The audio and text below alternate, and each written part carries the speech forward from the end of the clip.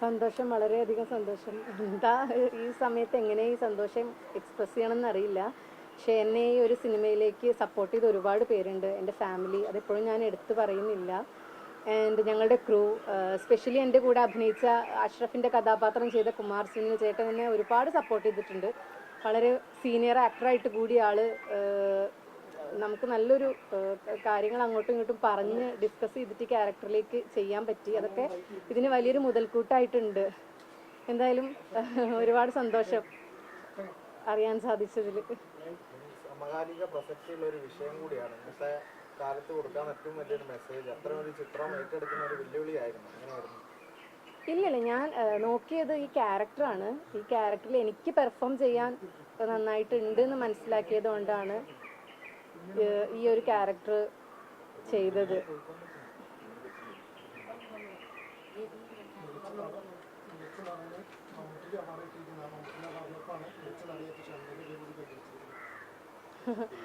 ഏതൊരു നടനായാലും സന്തോഷം. ആരുടെ കൂടെയാണെങ്കിലും നമുക്ക് കേരള സ്റ്റേറ്റ് അവാർഡ് എന്ന് പറഞ്ഞാൽ അത് ഭയങ്കര ഒരു വലിയ ബഹുമതി തന്നെയാണ്. എന്നെപ്പോലെ വളർന്നു വരുന്ന ഒരു ആൾക്ക് എന്ന് പറഞ്ഞാൽ അത്, പ്രത്യേകിച്ച് ഇപ്പം മമ്മൂക്കൻ്റെ കൂടെയാണെന്ന് പറയുമ്പോൾ അത് അതിനേക്കാൾ വലിയ സന്തോഷം. അതൊരു അത്ഭുതമാണ്. പിന്നെ എൻ്റെ കൂടെ ഉണ്ടായിരുന്ന എല്ലാ ഞങ്ങൾ ഒരുമിച്ച് മത്സരിച്ച എല്ലാ അഭിനേത്രിമാർക്കും എൻ്റെ ഹൃദയം നിറഞ്ഞ നന്ദി.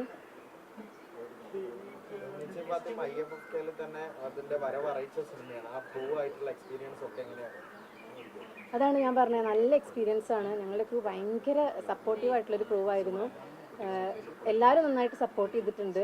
അത് പ്രത്യേകിച്ച് കുമാർ ചേട്ടൻ, പിന്നെ വിജി ചേച്ചി, ഫാസിൽ, ഞങ്ങളുടെ ഡയറക്ടർ, ഞങ്ങളുടെ പ്രൊഡ്യൂസേഴ്സ്, സുധീഷ് കറിയ, താമർ കെ വി, അവരെ പരിചയപ്പെട്ട തന്നെ 1001 നുണകൾ എന്ന് പറഞ്ഞ സിനിമ വഴിയാണ്. ആ സിനിമ വഴിയാണ് എനിക്ക് ഈ ഒരു ഫെമിനിസ്റ്റ് ഫാത്തിമ കിട്ടുന്നത്. അപ്പം ഇതിൻ്റെ ക്രൂവും എൻ്റെ മുന്നത്തെ സിനിമയും ഈ ഒരു സിനിമയിലേക്ക് എന്നെ ഹെൽപ്പ് ചെയ്തിട്ടുണ്ട്.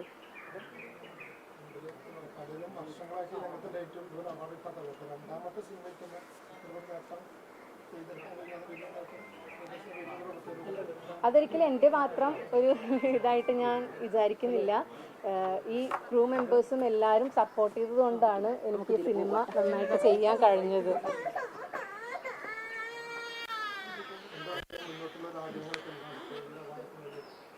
നല്ല സിനിമകൾ വന്നാൽ ചെയ്യണം, അത്ര തന്നെ. മുന്നോട്ടേക്കുള്ള പെർഫോമൻസിനെ പറ്റി പറയുമ്പോൾ ഈ അവാർഡ് അപ്പുറത്തേക്കല്ലേ, പെർഫോമൻസ് തന്നെ ഫോക്കസ്? അതെ, പെർഫോമൻസിലാണ് തീർച്ചയായിട്ടും. പിന്നെ നല്ല സിനിമകൾ, നല്ല കഥകളൊക്കെ വന്നാൽ തീർച്ചയായിട്ടും ചെയ്യണം എന്ന് ആഗ്രഹമുണ്ട്. വന്നിരുന്നു.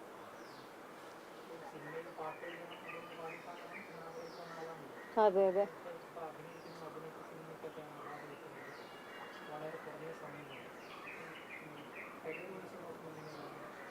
ഞാനിപ്പോഴും തുടക്കക്കാരിയാണ്. ഈ ഒരു അവാർഡ് നമുക്കൊക്കെ ഏറ്റവും വലിയ പ്രചോദനമാണ്. അങ്ങനെയാണ് ഞാൻ എടുക്കുന്നത്. തീർച്ചയായിട്ടും അങ്ങനെയാണ് എടുക്കേണ്ടതെന്നാണ് എനിക്ക് തോന്നുന്നത്. ഇനിയും ഒരുപാട് നല്ല സിനിമകൾ ചെയ്യണം. പിന്നെ പാട്ട് എഴുതുന്നത് ഒരു ഹോബി ആയിരുന്നു. അത് ഇപ്പോഴും ഇഷ്ടമാണ്. എഴുതാൻ കഴിയുകയാണെങ്കിൽ എഴുതും.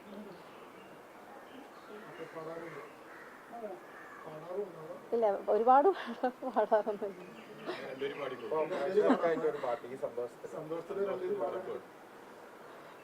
അങ്ങനെ പെട്ടെന്ന് ചോദിച്ചാൽ എനിക്ക് പാട്ടൊന്നും കിട്ടുന്നില്ല.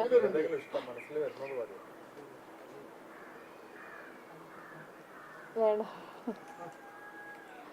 കാണാൻ പറ്റാത്ത കനകത്തിൻ മണിമുത്ത്, കരളിൻ്റെ കൂട്ടിലെ കുഞ്ഞിത്തത്തേ. കാണാൻ പറ്റാത്ത കനകത്തിൻ മണിമുത്ത്, കരളിൻ്റെ കൂട്ടിലെ കുഞ്ഞിത്തത്തേ. കൽപ്പിച്ചു റബ്ബേ നിക്കേകിയ മലർമുട്ടേ, കൽബിൻ